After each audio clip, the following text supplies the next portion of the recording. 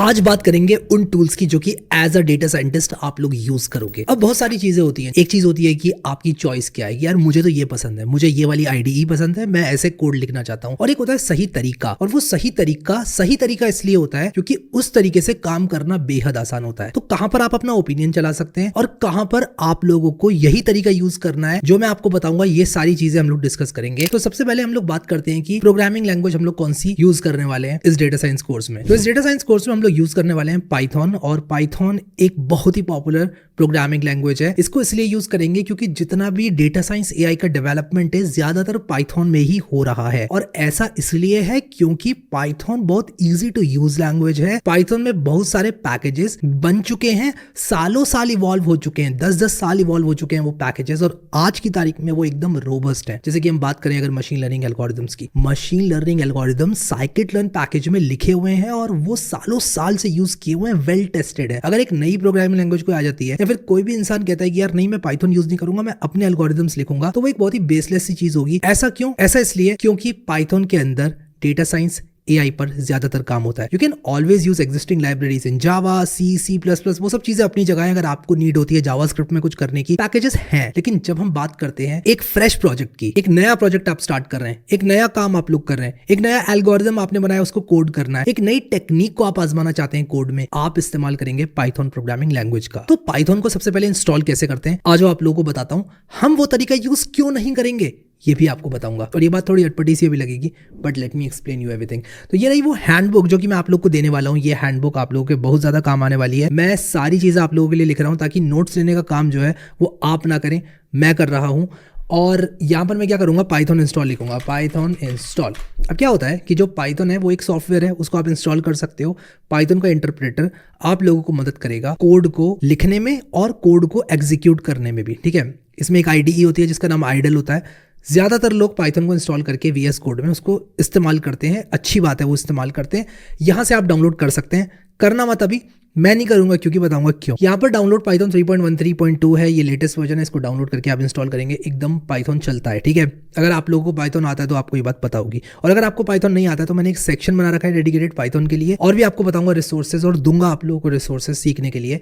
तो यहाँ पर जो पाइथन है वो आप इंस्टॉल करके रन कर सकते हैं, बट हम ये यूज़ नहीं करेंगे। क्यों? क्योंकि जब भी हम पाइथन को as a general purpose programming language use करते हैं तब ये वाला अप्रोच अच्छा होता है। बट अगर आप लोग पाइथन को यूज़ कर रहे हैं डेटा साइंस के लिए, तो मैं आप लोग को रेकमेंड करूंगा कि आप लोग इस्तेमाल करें एनाकोंडा को। उसका रीजन ये है कि एनाकोंडा पाइथन में डेटा साइंस करने के लिए ऑप्टिमाइज्ड है। क्या कुछ नया होता है एनाकोंडा में? टू बी ऑनेस्ट कुछ नया नहीं होता है। क्या कोई जादू होता है एनाकोंडा? नहीं, कोई जादू नहीं होता है। मैंने आपको बोला ना, कुछ काम को करने के कुछ सही तरीके होते हैं, कुछ ओपिनियंस होते हैं। मेरा मानना यह है कि अगर आप लोग डेटा साइंस से स्टार्ट आउट कर रहे हैं तो एनाकोंडा, जुपिटर नोटबुक ये इस्तेमाल करनी चाहिए आपको। कैसे करोगे ये मैं आपको बताऊंगा अभी, पूरा आप लोगों का हाथ पकड़ के आपको सिखाया जाएगा, बट हम लोग ये तरीका पाइथन को इंस्टॉल करने का नहीं अपनाएंगे। ऑलराइट, तो ये चीज तो हमको अंडरस्टैंडिंग इस बात की हो गई। पाइथन को रन करने के और तरीके क्या हैं? देखो, आप लोग यूज कर सकते हो, मैं आप लोग को यहाँ पर दिखाता हूँ पाइचार्म को। जैसे कि ये पाइचार्म आईडीई है, इसको आप लोग डाउनलोड कर सकते हो। ये एक बहुत बढ़िया आईडीई है, जेटब्रेन्स की तरफ से है। क्या इसमें डेटा साइंस आप कर सकते हो बहुत अच्छी तरीके से? इसमें टूल्स हैं एक्चुअली डेटा साइंस करने के लिए, बट अगेन हम इसको यूज नहीं करेंगे। अब बाद में आप इसको इस्तेमाल कर सकते हो अगर आपको ये पसंद आती है, बट टू स्टार्ट आउट मैं आप लोगों को उन टूल्स से सिखाऊंगा जो कि मुझे लगता है बहुत बढ़िया है and most of the data scientist recommend करते हैं, ठीक है। तो जेटब्रेन्स आईडीई इंस्टॉल कर सकते हो आप पाइथन के साथ और चला सकते हो। VS कोड आप लोग इंस्टॉल कर सकते हो और VS कोड को इंस्टॉल करके पाइथन के साथ आप चला सकते हो। हम ये यूज़ नहीं करेंगे लेकिन, ठीक है। तो इस तरीके से आप लोग अवेयर होंगे कि भाई पाइचार्म डाउनलोड कर लो और पाइथन डाउनलोड कर लो, काम करो पाइथन में। VS कोड डाउनलोड कर लो और पाइथन डाउनलोड कर लो और काम करो उसमें, ठीक है। चलेगा पाइथन, एकदम बिंदास चलेगा, कोई दिक्कत नहीं होगी। बट यूज़ क्यों नहीं करेंगे ये बताता हूँ आप लोग को। अब हम लोग क्योंकि यूज़ करने वाले हैं एनाकोंडा को। एनाकोंडा को यूज़ करने का फ़ायदा क्या है? देखो, एनाकोंडा क्या होता है? एनाकोंडा आप लोग यूज़ कर सकते हो AI और डेटा साइंस के प्रोग्राम्स लिखने के लिए। तो एनाकोंडा एक डिस्ट्रीब्यूशन है जो कि आप लोगों को पाइथन और R प्रोग्रामिंग लैंग्वेज को भी ये सपोर्ट करता है, बट मोस्टली हम लोग काम पाइथन में करेंगे। और Anaconda is the best choice out there for data science. Reason बताता हूँ। एनाकोंडा के अंदर टूल्स होते हैं जो कि आप लोग को एक स्पेसिफिक पाइथन वर्जन का इन्वायरमेंट बनाने के लिए असिस्ट करते हैं, वो भी इजीली, बहुत इजीली आप बना सकते हो। फॉर एग्जांपल मान लो मैं चाहता हूँ कि मेरा एक प्रोजेक्ट है वो पाइथन 3.6 में बने, मैं एक इन्वायरमेंट बना सकता हूँ उस पर्टिकुलर पाइथन वर्जन के साथ, मैं एक पर्टिकुलर वर्जन पैकेज का इंस्टॉल कर सकता हूँ एक इन्वायरमेंट में।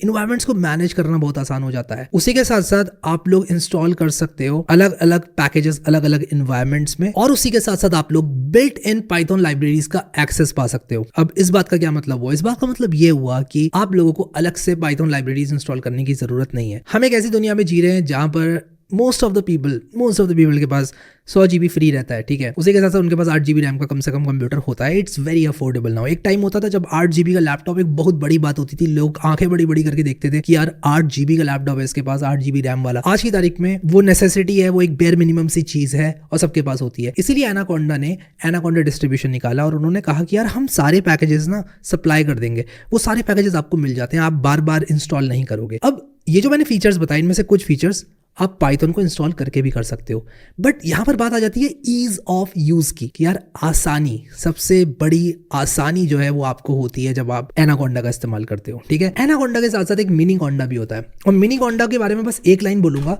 मिनी कोंडा आप लोग तब यूज करोगे जब आपको बिल्कुल bare minimum version of anaconda चाहिए, ठीक है। हम आगे डिस्कस करेंगे मिनी कोंडा को डिटेल में, बट अभी के लिए मैं बस इतना बताना चाहता हूं। तो एनाकोंडा हम लोग यूज करेंगे, हम लोग जुपिटर नोटबुक्स यूज करेंगे। अभी जुपिटर नोटबुक क्या होता है? जुपिटर नोटबुक आप लोग यूज कर सकते हो पाइथन प्रोग्राम्स लिखने के लिए, खासकर जब आप डेटा साइंस एंड एआई के साथ डील कर रहे हो, ठीक है।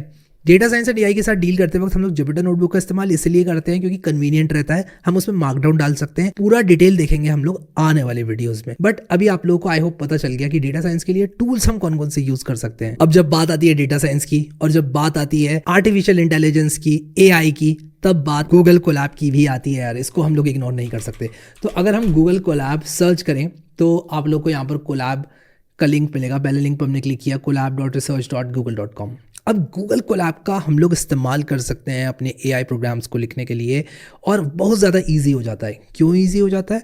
क्योंकि हम सेल बाय सेल कोड को टुकड़ों में रन कर सकते हैं। हम अभी to start with Google Colab को यूज़ नहीं करेंगे, हम जुपिटर नोटबुक को यूज़ करेंगे जो कि काफ़ी सिमिलर है गूगल कोलैब के।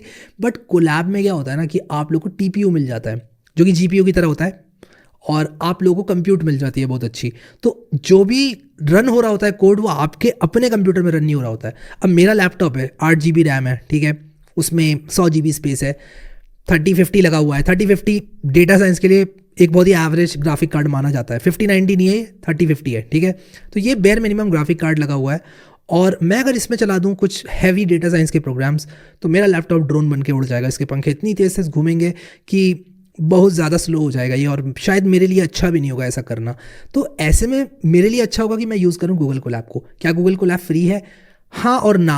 हाँ इसलिए क्योंकि ये आप लोगों को बेयर मिनिमम काम फ्री में करने देता है, ना इसलिए क्योंकि अगर आपको एडवांस टास्क करना है तो कंप्यूट भाई एक्सपेंसिव होती है और आपको पे करना पड़ेगा, तो गूगल चार्ज करता है उसके लिए, विच इज़ फेयर इनफ। अगर आपको कुछ बहुत बड़ा कमर्शियल लेवल काम करना है, कोई बड़ा कमर्शियल लेवल का मॉडल ट्रेन करना है, आप इनको पे करके कर सकते हो। बट डीप डाइव नहीं करेंगे अभी इसमें, you should know about it, इसलिए मैंने आपको बताया। अब आगे बढ़ने से पहले मैं बात करना चाहूंगा गिटहब कोपायलट की और कर्सर एआई की, क्योंकि एआई की दुनिया में ये दो टूल्स ऐसे हैं जो कि बहुत ज्यादा पॉपुलर हो रहे हैं और इनको हम इग्नोर नहीं कर सकते। तो कर्सर एआई क्या है? कर्सर एआई एक VS कोड का फोर्क है, यानी कि बिल्कुल VS कोड की तरह एडिटर है, लेकिन इसके अंदर आप लोगों को एआई कंप्लीशन मिलता है, एआई एजेंट मिलता है जो कि सारा कोड खुद से लिख देता है।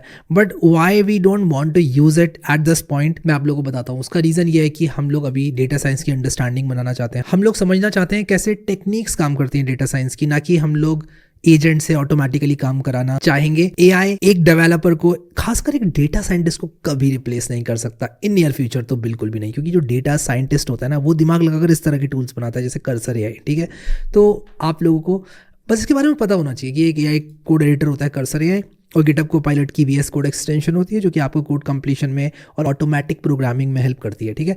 तो ये सारी चीज़ें आप लोगों को पता होनी चाहिए बस। बट अगैन, ना हम कोलैब को अभी ज़्यादा डिटेल में देखेंगे, ना ही हम लोग अभी कर्सर एआई और गिटहब कोपायलट को ज़्यादा डिटेल में देखेंगे। आई होप कि ये वीडियो आप लोगों को अच्छा लगा और आप लोगों को समझ में आ गया कि यार हम एनाकोंडा क्यों यूज़ कर रहे हैं। आने वाली वीडियोस में और क्लियर हो जाएगा आप लोगों को कि एनाकोंडा हम लोग क्यों यूज़ कर रहे हैं, और आप लोगों को चीज़ें सेंस बनाने लग जाएंगी जब आप कोड लिखोगे तो। और अगर आप लोगों को पाइथन नहीं आता ना, तो आप लोग घबराने की बिल्कुल ज़रूरत नहीं है, क्योंकि मैंने आप लोगों के लिए इस कोर्स को ऐसे स्ट्रक्चर किया है कि आप लोगों को बिल्कुल भी कोई प्रॉब्लम नहीं होगी। So yeah that's all for this video, see you in the next video.